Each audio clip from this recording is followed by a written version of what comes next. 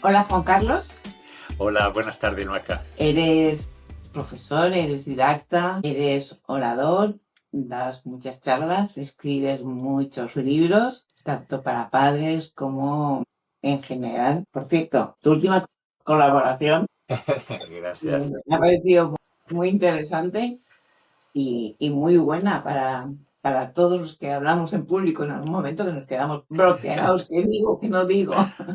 Es verdad. Así que enhorabuena por ella también. Gracias.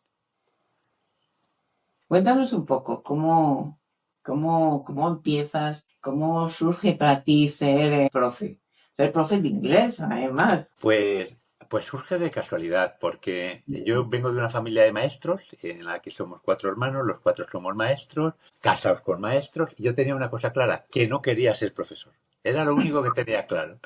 Y entonces empecé ingeniería y saqué una asignatura y media y dije, uy, madre, por aquí no vamos bien. Y entonces hice magisterio y bueno, bien, me gustaba, pero no me emocionaba. Pero el primer año que empecé a trabajar en un colegio muy, muy, muy complicado, me encantó. Yo decía, la frase que llevo 35 años repitiendo, yo tengo que pagar por trabajar, a mí me pagan por esto. Era un colegio en Benavente, el colegio de San Isidro, con muchos niños gitanitos con muchas necesidades. De hecho, cuando un niño faltaba en el colegio, la policía nos decía que llamásemos a la policía porque sabían que iban a haber problemas en el pueblo. Y a mí me encantó porque vi que mi vida tenía sentido. Yo iba a hacer algo que iba a ser útil, iba a recuperar personas, niños que no tenían ni padre ni madre te tomaban a ti por referencia. Yo me acuerdo, tenía un pobre chaval, petete, que dormía con achiva para que le diese calor, porque no tenían manta. Entonces yo dije, esto es lo mío. Y empecé ahí, y ya te digo, hace 35 años y me encanta y me sigue encantando. Cuéntame qué es lo mejor que te ha pasado en tu faceta como profesor. Yo creo que lo mejor es eso, el sentido de ayudar a niños y a padres, de que vengan los niños. Mira, yo hablo de dos cosas que creo que son muy importantes y una de ellas la he aprendido de la psicoterapia, de lo que hacía con vosotros, el vínculo, la importancia del vínculo. Cuando hablábamos que el vínculo cura, bueno, pues en educación el vínculo es importantísimo. Entonces, yo hablo de tutorías individualizadas, o sea, que como mínimo una vez al trimestre hablemos de uno a uno con nuestros alumnos, pero hablemos de vida, no solo de matemáticas, de lengua o de inglés. Y luego, tutorías vitalicias. Entonces, yo a los niños les digo que pueden contar conmigo el resto de su vida. Muchas veces me dicen, bueno, Juan Carlos, te vas a meter en un lío. Bueno, pero si eso puede salvar a una persona, merece la pena el lío el que me mete. Y hay niños que vuelven. Hay niños que vuelven. Yo ya tengo a niños, bueno, a madres que he dado clase y vienen a pedirte consejo y vienen a contarte, más que a pedirte consejo, vienen a contarte un poco lo que les pasa. Y eso es muy bonito. Mira, yo, de las cosas más bonitas que me pasaron, la cuento en mi charla TEDx y, y también ya había hecho ya psicoterapia. Fue un niño con síndrome autista que yo le di clase, el de los dos, del de segundo, yo fui probando, no daba con la tecla. Pero ya cuando llegué a sexto, yo con el niño tenía un fuerte vínculo, aprobé de todo, probé darle más, todo. Y, y entonces, cuando se va al instituto, este niño, pues me llaman del instituto a los 3 meses y me dicen que quieren hablar conmigo. Me sorprendió porque yo no era el tutor, los de inglés, bueno, pues estamos un poco en tierra de nadie, también sin mucha responsabilidad. Y bueno, habla conmigo, especialista de pedagogía terapeuta. En el instituto era cuando había aulas cerradas y el niño estaba en una aula cerrada y le habían ofrecido que se pusiese un premio. Y de premio quería entrar en las clases de inglés, que no le dejaban hasta entonces. Y me decían que qué había hecho yo, qué había hecho yo. Y yo recuerdo que les dije lo de las 3 P, ¿no? O sea, potencia, yo creí en él, permiso, le permití estar con él. Y para mí fue y sigue siendo muy importante porque me sigo encontrando con su madre, me sigue diciendo, te sigue recordando, el chaval tiene ya 29 años, cuando me ve por la calle con el coche me busca para saludarme, o sea, eso es decir, joder, esto es oro. Desde luego que solo. Qué maravilla ese vínculo tan maravilloso que has creado con este niño y con todos en general, por lo que me estás contando. Parece que son pacientes tuyos, ¿no? Como que te acompañan, con el que todavía haces más terapia que enseñar inglés, ¿no? Efectivamente. De hecho, yo en el cuaderno tengo un apartado y en clase lo hacemos que se llama Life, se llama Vida, y hay un apartado en el cuaderno y en ese cuaderno trabajamos aspectos de vida. Entonces empezamos, bueno, muchas veces nos motivan los vídeos, a veces las cosas que pasan en la sociedad, porque yo creo que la puerta de la escuela tiene que estar abierta a la vida.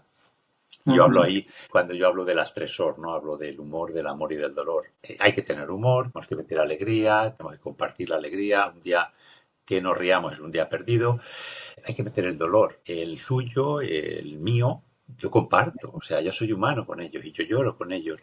Y el que hay en la sociedad. Ahora mismo yo trabajo en Medina Río Seco y tenemos un centro de acogida de migrantes. Ahora, por ejemplo, este mes han llegado 95 familias, 95 personas. Claro, es durísimo. O sea, lo que está viniendo es durísimo. Yo me acuerdo que una compañera me dijo un día, oh, este niño no se concentra. Y decía, vamos a ver, su madre en el ejército, su padre en el ejército, su hermana con 21 años en el ejército. Céntrate tú. Porque claro, parece que la guerra de Ucrania para nosotros acaba, pero es que los niños siguen estando aquí con su abuela, en una casa que no es la suya, y oyendo por la noche las noticias que están oyendo. Las situaciones son muy duras y yo creo que una vez escuché que me gustó mucho al doctor Cabanas que decía, los que vivimos en la parte cómoda del planeta, el peaje que tenemos que pagar es ayudar a los que viven en otra parte, ¿no? A los que lo necesitan. Y yo creo que hay que pagar ese peaje y yo creo que, bueno, si les podemos ayudar, yo por ejemplo con este niño que te digo que me decían que no se concentraba, incluso un día estando en casa me llamaron del colegio y decir, ven, porque dice que solo quiere hablar contigo. Y era un niño, insisto, que yo le daba inglés. Y tardé muchísimo tiempo dándole su tiempo, con su cariño, en que pudiese decirme lo que le pasaba. Estaba acurrucado en el gimnasio con los zapatos quitados a la hora del comedor. Entonces, pues con mucho cariño, escuchándole, permitiéndole, yo le dejaba el móvil y al final, bueno, pues conseguí. De hecho, pues son niños, yo tengo muchas anécdotas, ¿no? Que una vez un niño, cuando se fue del colegio en sexto de primaria, me dice, teacher, gracias por lo que has hecho por mí. Y yo decía, pero ¿yo qué he hecho por ti?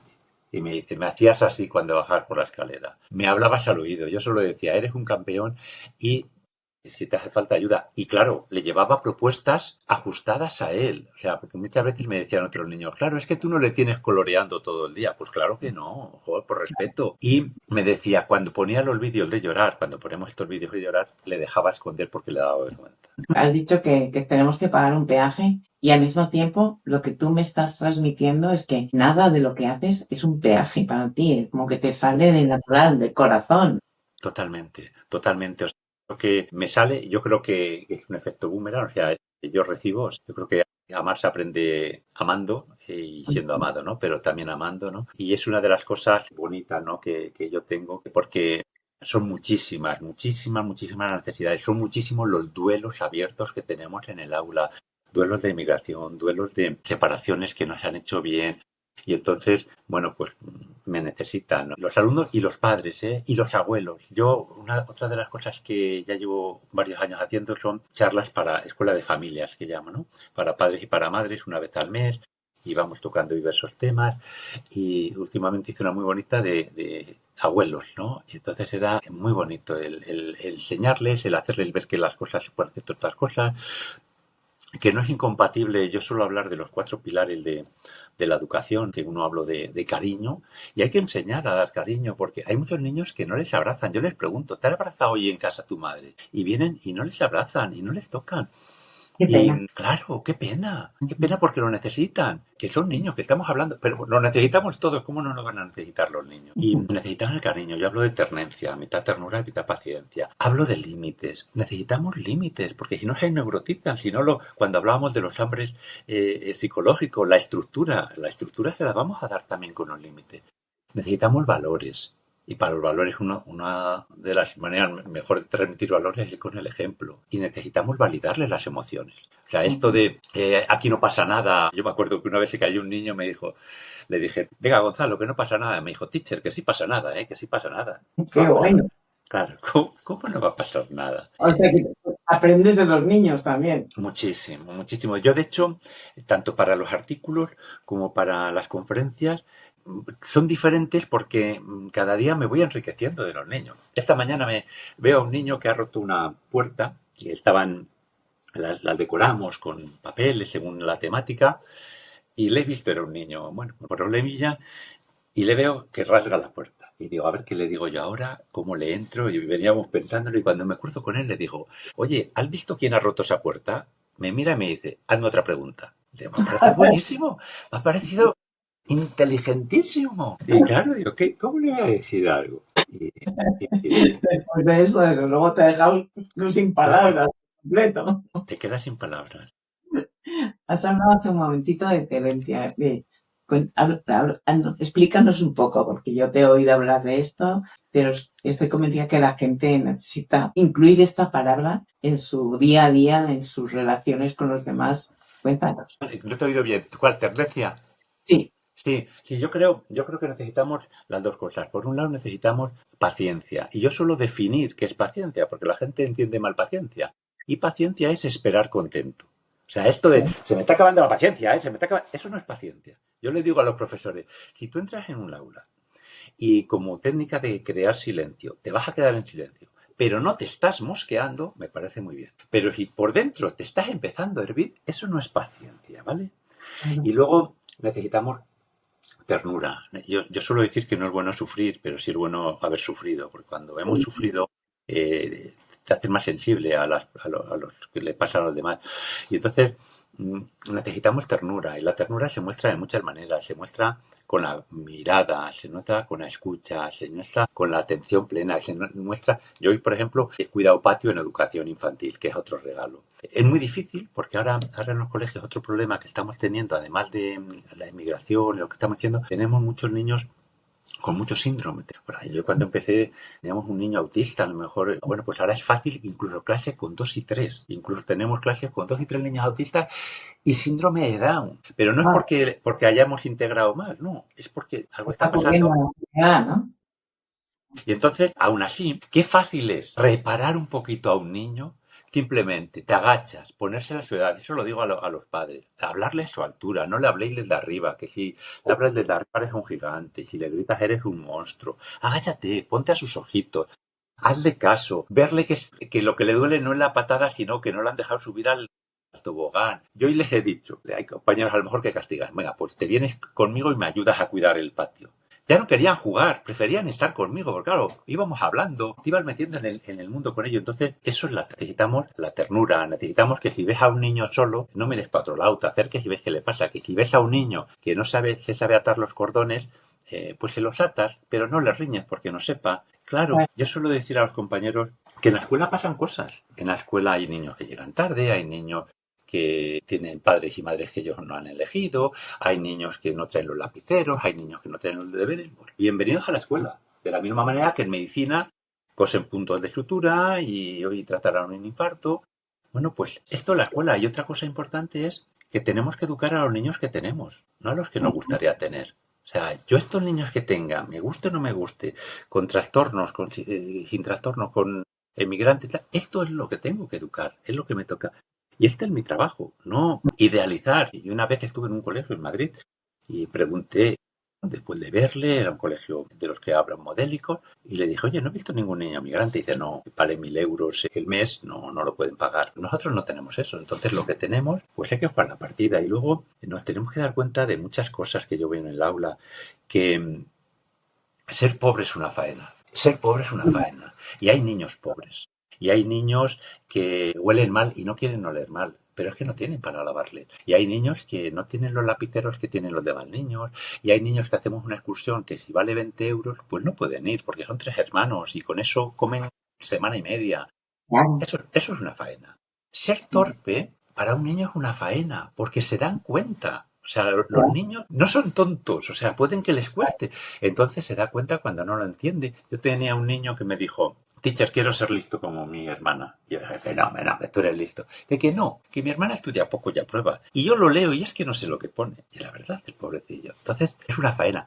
Ser listo y que te traten como tonto. Es una faena. Muchos de los niños que vienen inmigrantes, pues les metemos en aulas de compensatoria. Yo a veces, como compartimos aulas, estoy al lado de algunos y me miran como diciendo, vamos a ver, teacher, pero si tú sabes lo que yo sé, y me tiene aquí esta profesora enseñándome los colores, que yo hablo 2 idiomas, que hablo te lo puedo decir en inglés, en ruso, en ucraniano, y me tiene aquí, que no. Entonces, bueno, pues yo creo que todas estas realidades que están cambiando mucho, ¿no?, en las escuelas, pues las tenemos que integrar y las tenemos que mejorar. Yo, en los cursos que doy, intento hacer 2 cosas. Intento, ahora lo que estoy haciendo, lo de educación con H, lo de humanizar la educación. Yo, de hecho, suelo decir que tenemos que ser maestros en educación infantil, primaria, secundaria, universidad, y luego de matemáticas e inglés. Y esto es jerárquico.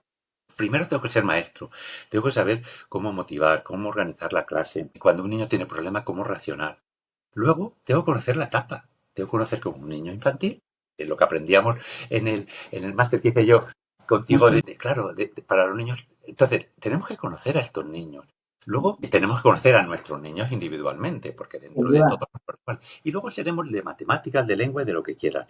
Pero el que entre diciendo soy el de inglés o soy el de matemáticas y se olvide de todo lo anterior, se pega un tortazo. Desde luego, y yo te quería preguntar, de cara, me encanta tu ser profesor, creo que es maravilloso, y quería saber tus compañeros de clase, que me imagino que a lo mejor no lo hacen como tú.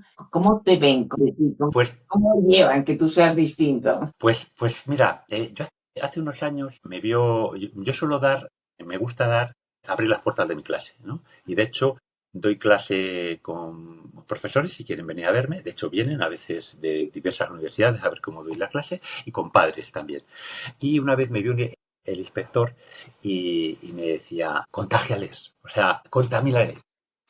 Yo lo que he visto es que es más por el ejemplo que por el sermón. Me siento muy escuchado la verdad, cuando voy, mira, la semana pasada he estado en Segovia, ahora vuelvo otros 3 días, y la gente lo necesita, porque además lo que hago en mis clases lo hago en las ponencias, y en las ponencias se llora, y llora, porque claro, lo mismo. Primero, ¿qué profesor somos personas? Sin Y el duda. otro, te digo, vaya, y el otro día me decían, y es que todo lo que has dicho me has tocado. Pues una persona que había sufrido cáncer, que había perdido a los 2 padres, ¿qué tal? Y luego. Entonces, poco a poco, la verdad que, bueno, pues cada uno actúa de una manera, pero cuando te ven en el recreo, que en lugar de a base de gritos y tal, te acercas y tal, y se arregla el problema igual, porque arreglamos el problema o no lo arreglamos de la misma manera, pues ves que, bueno, algunos copian, otros no, otros son inmóviles. Pero tampoco pierdo mucha energía ni a intentar convencer a nadie. Lo que sí es cierto es que cada vez lo necesitan más, porque lo que estoy viendo es que no se sabe dar respuesta, sobre todo a problemas de indisciplina. A veces se arreglarían muy fáciles. Fíjate, una de las cosas que yo suelo decir es, no deis la clase sentados. Si yo doy una conferencia sentado, comunico mucho, es lo que digo en el libro este. Yo comunico igual sentado que despierto. Si yo doy la clase sentado, no veo lo que está haciendo el de atrás. Si yo pongo el ejercicio 4, a lo mejor el de atrás ha hecho el 6 y cuando me lo entregue yo me voy a mosquear y el niño, como se lo borre, se va a enfadar. Entonces, simplemente, si yo doy vueltas por la clase, algo tan elemental cuando 2 niños discuten, hay un protocolo que tenemos, o cuando 2 niños se están pegando, o cuando... Entonces, lo primero es, vale, contener. Yo suelo decir, y además esto lo tomé de un curso de primeros auxilios psicológicos, contener, que el niño no se siga pegando. Después valida la emoción. O sea, no tapone, no pasa nada. Claro, la emoción de los dos. Valida. Después, pero primero hemos validado y ahora le calmo. Venga, ahora nos vamos a calmar, pero no le digas a una persona que está acelerada, tú tranquilo, porque lo estás diciendo, no me estás comprendiendo, no me estás sufriendo. Claro, o sea, después que hemos calmado, informo. Tampoco te pongas a soltarle un sermón a un niño que no está calmado, que no le has validado, porque no te va a escuchar. Cuando ya le he informado, ahora normaliza. Cada uno nos vamos para un lado, no pasa nada, y luego consuelo. Y después de un rato vuelvo a decir, bueno, sabes que puedes contar conmigo, aquí estoy, estás bien, yo no te abandono. Y luego una cosa importante es, no podemos ser rencorosos los profesores, y no hay que hacer sangre. Mira, hace poco me pasó lo siguiente. Yo me fui con un grupo de alumnos a un CRIE es un centro rural de innovación, durante una semana. Y en lugar de llevarme, solo me dejaban llevar a 25. pero yo tenía 35. Entonces yo luché, claro, ¿cómo dejo a 10? Entonces yo luché. Además. Claro, en total éramos 50 con otro colegio. Entonces el otro colegio no completaba, entonces yo les pedí que me dejasen llevar a los 35. Bueno, pues yo me llevé a los 35, pero me la liaron. Hubo 2 o 3 o 4 que, bueno, pues hicieron cosas complicadillas que no estuvo bien. Bueno, pues cuando yo volví, una semana durmiendo y todo, duchándose todo. Y yo volví al colegio, la verdad es que estaba bastante enfadado, pues dejé enfriar, por supuesto creo que no era el momento de hablar. Y después de un día, primero hablé con ellos de manera individual y no creas que me reconocían todavía, ni no lo veían. Bueno, lo hice de manera escrita, de manera individual escribiéndolo, ya ahí había alguno que, bueno, pues reconocía cosas. Y luego, como vi que no valió, pues hicimos la importancia que hicimos lo de la terapia de grupo. Lo hicimos con todos los niños que habían ido, hablamos. Y de hecho, yo les dije, digo, a ver, ¿os lo habéis pasado bien? ¿Creéis que yo me lo he pasado bien? ¿Por qué no me lo he pasado bien? Y es curioso porque dijeron, no te lo has pasado bien porque vomitamos, porque empezaron a vomitar, a uno le daba el cadáver y me tocó limpiarlo a mí. Digo, no fue por eso. Entonces empezaron a hablar, bueno, terminaron llorando, sobre todo los que no habían hecho, y pidiéndome disculpas. La directora me vino y me dijo, bueno, Juan Carlos, ¿qué quieres que hagamos? ¿Les castigamos sin ir a más excursiones y tal? Yo digo, no hace falta, no hay que hacer sangre, ya lo hemos educado, lo hemos conseguido. ¿Qué queremos? O sea, claro, que no hace falta ya hacer más, si ya lo hemos conseguido, si lo hemos conseguido de una manera que además yo creo que les ha servido de aprendizaje porque les he hecho reflexionar. Sí. ¿Qué queremos más? Exacto. Ahora eres también conferenciante. ¿Cómo es ese paso de ser Sí. Pues hablar de... mira, la manera de empezar, tanto en las conferencias como en los artículos, fue de una manera rocambolesca muy bonita. La voy a contar. Voy a contar las conferencias y luego lo de los artículos. Pues el paso fue, yo empecé a dar una conferencia, parece que les gustó. Y yo lo pasaba muy mal cuando comunicaba, me ponía muy nervioso, me ponía rojo, iba con un jersey de cuello alto, hacía mucho calor en los sitios y yo lo pasaba porque me retroalimentaba. Y bueno, pues empecé a hacer cursos de hablar en público y entonces, bueno, pues vi que era útil lo que yo hacía, ¿no? La estructura que hacía, que es la que propongo en el libro ese. Pues. Y yo suelo decir que hay que preparar la clase y hay que preparar la ponencia, hay que preparar un inicio, hay que preparar una meseta y hay que preparar un final. Yo suelo decir que la atención dura lo que dura el culo. Cuando el culo ya se está moviendo, hay que levantarse y hay que hacer algo. Y ahí hacemos algo. Y hay que acabar de manera espectacular. Hay que acabar pues, con un cuento, con algo que se lleven fuerte para casa, ¿no? Y la verdad es que empecé a hacer las ponencias y se fue creciendo. Y fue paralelo con lo que te decía de los artículos. Los artículos, mira lo que me pasó. Yo era director de un centro de profesores y recursos en Bermillo de Sayago, de formación. Entonces, a mí me cesan a los 2 años, porque esto como iba por historias de que cuando entran en unos políticos y tal, cambian y ponen tal. Yo no estaba, creo yo que no estaba por razones políticas. Y entonces yo escribí un artículo muy jovencito, con 25 años, la formación un camino cortado. Y a las 2 semanas recibo una carta de la alta inspección de Madrid, Grada, y yo mucho con miedo porque era muy jovencito. Claro, digo, la he liado. Y entonces, no. Bueno, el artículo salió en Escuela Española, que era una de las mejores revistas que había de educación, y era un inspector y, bueno, me alababa que quién era yo, que cómo había escrito eso, que esto era una maravilla. Y don Ángel Bueno Roldán, que era el inspector, me empezó a llamar por teléfono. Yo no le había dado el teléfono y tenía teléfonos míos. Cuando fueron los móviles de mi suegro, me llamaba a casa de mi suegro, se los daban en la editorial. Entonces empezamos, bueno, pues una relación de 3 veces al año. Me llamaba, yo tomaba apuntes, me decía cosas que a mí me encantaban. Me decía, Juan Carlos, hay personas cazo y personas espumadera. Personas cazo lo cogen todos, espumadera se les escurre. O hay 3 tipos de maestros, los que copian y los que innovan. Esos son los buenos. Y otros que ni copian ni innovan. Esos no nos valen.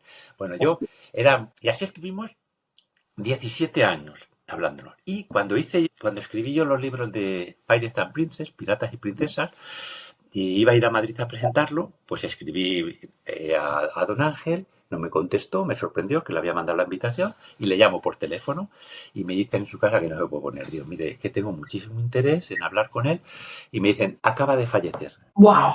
No nos llegamos a conocer físicamente. ¡Qué pena! Bueno, uy, te puedes imaginar lo que yo pude llorar. Entonces todo esto que estoy contando lo escribí en un artículo, la historia de Don Ángel se titula, salió en el Tribuna de Valladolid, que es uno de los periódicos en los que yo escribo, y lo lee el director provincial de Madrid, de una de las secciones de Madrid, que era amigo suyo, y me escribe y me dice, yo sabía de usted, porque Don Ángel me habría de usted. Dice, ¿le llegó a conocer? Digo, no. Y me dice, ¿quiere que le envíe una foto? Y me mandó una foto, porque yo tenía una imagen de él y me mandó una foto. Y una de las cosas que yo a veces pienso es, porque se convirtió en mi mentor, me iba orientando, no escriba usted así, ha sido muy duro, haga tal, me iba orientando un poquito, haga usted ahora el doctorado. Y yo ahora, un poco la idea es, quiero convertirme en el Don Ángel del que lo necesite, ¿no? Qué Quiero bonito, devolverlo.